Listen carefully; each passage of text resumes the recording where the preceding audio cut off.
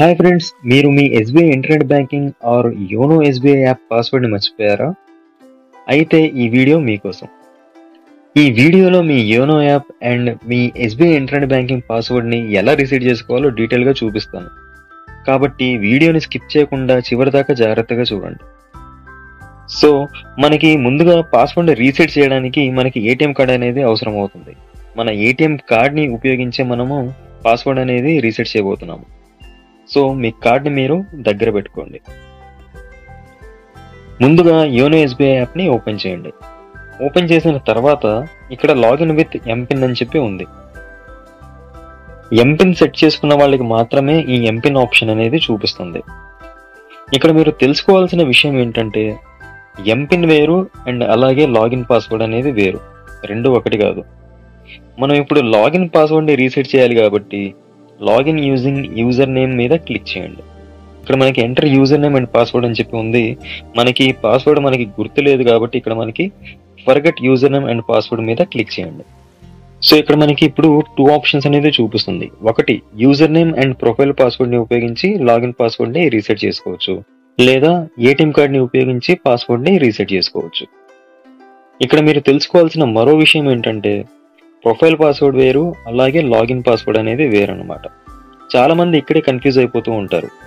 So ఎలాంటి confusion మీకు అవసరం లేదు. ఇక్కడ మొత్తం మనకి ఎస్బీఐలో 3 పాస్వర్డ్స్ అనేవి ఉంటాయన్నమాట. సో ఒకటి వచ్చేసి ఎంపిన్, రెండు వచ్చేసి లాగిన్ పాస్వర్డ్ అండ్ మూడోది వచ్చేసి ప్రొఫైల్ పాస్వర్డ్. ఎంపిన్ అంటే దీన్ని కేవలం మనకి యోనో యాప్లోనే ఉపయోగిస్తారనమాట.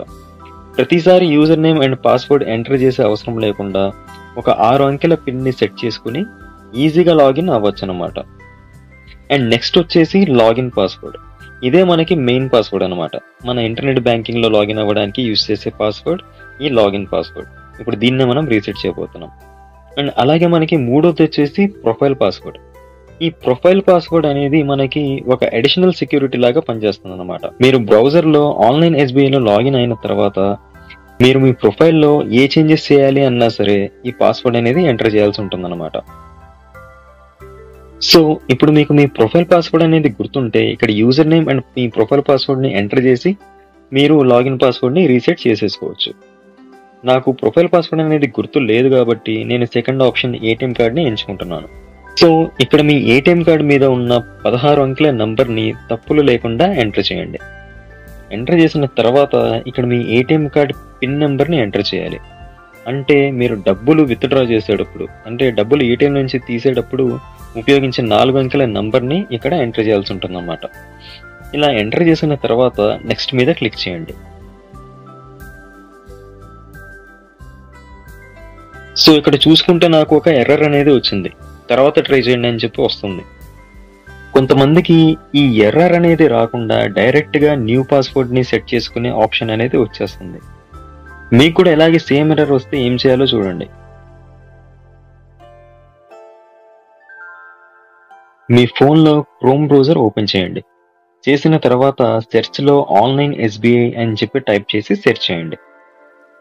సో ఇక్కడ వచ్చే మొదటి link state bank of India మీద క్లిక్ చేయండి. తర్వాత ఇక్కడ లాగిన్ మీద క్లిక్ చేయండి. తర్వాత కంటిన్యూ టు లాగిన్ మీద క్లిక్ చేయండి. తర్వాత మనకి ఇక్కడ కొంచెం స్క్రోల్ చేస్తే forget user name and login password అని చెప్పి చిన్నగా కనిపిస్తుంది కదా, దీని మీద క్లిక్ చేయండి.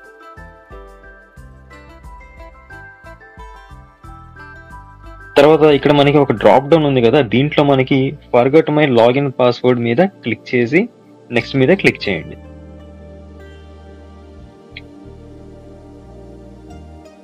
ఇక్కడ మీరు internet banking user name and me bank account number, అలాగే మీ బ్యాంక్ అకౌంట్తో రిజిస్టర్ అయి ఉన్న మొబైల్ నెంబర్ ఏదైతే ఉందో ఆ మొబైల్ నెంబర్, ఇంకా మీ డేట్ ఆఫ్ బర్త్ అనేది ఇక్కడ ఎంటర్ చేయాలి.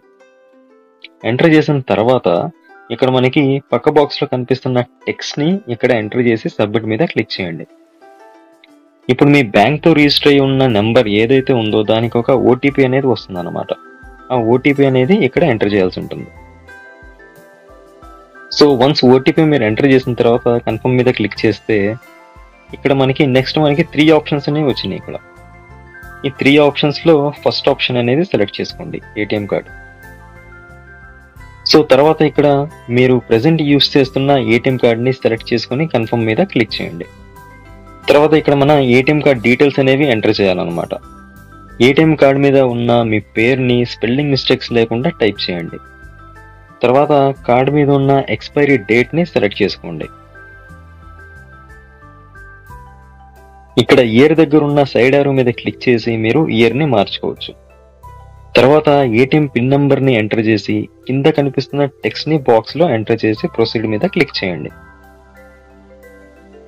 సో ఇక్కడ మనకి డీటెయిల్స్ అన్ని కరెక్ట్గా ఉంటే ఇలా డెబిట్ కార్డ్ వ్యాలిడేషన్ సక్సెస్ అని చెప్పి వచ్చేస్తుంది. ఒక 5 నుంచి 10 సెకండ్స్ మనం వెయిట్ చేస్తే మనం లాస్ట్ స్టెప్కి వచ్చేస్తాం.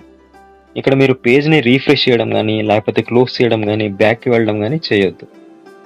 సో ఇంకా ఇప్పుడు మనం మన ఫైనల్ స్టేజ్కి వచ్చేసాం. ఇక్కడ మీరు మీ కొత్త పాస్వర్డ్ని సెట్ చేసుకోవచ్చు. మీకు గుర్తుండే పాస్వర్డ్ని, ఎవరు గెస్ చేయని పాస్వర్డ్ని సెట్ చేసుకోండి. మీరు ఎంటర్ చేసే పాస్వర్డ్ లెంత్ కనీసం 8 అయి ఉండాలి అండ్ అలాగే 20కి మించకూడదు. అలాగే మీరు సెట్ చేసుకునే పాస్వర్డ్లో capital letters, small letters, numbers and ఈ సింబల్స్లో ఏదో ఒక సింబల్ అయినా సరే ఉండాలి. పైన బాక్స్లో ఇంకా కింద బాక్స్లో సేమ్ పాస్వర్డ్ టైప్ చేసి సబ్మిట్ మీద క్లిక్ చేయగానే మీ పాస్వర్డ్ అనేది రీసెట్ అయిపోతుంది. సో ఇక నుంచి మీరు యోనో ఎస్బీఐ యాప్లో ఇప్పుడు సెట్ చేసుకున్న న్యూ పాస్వర్డ్తో లాగిన్ అవ్వచ్చు. ఈ వీడియో మీకు ఉపయోగకరంగా ఉంటే దయచేసి లైక్ చేయండి, షేర్ చేయండి అండ్ నా ఛానల్ని సబ్స్క్రైబ్ చేసుకోవడం మాత్రం మర్చిపోకండి. Okay friends, thanks for watching. జై హింద్.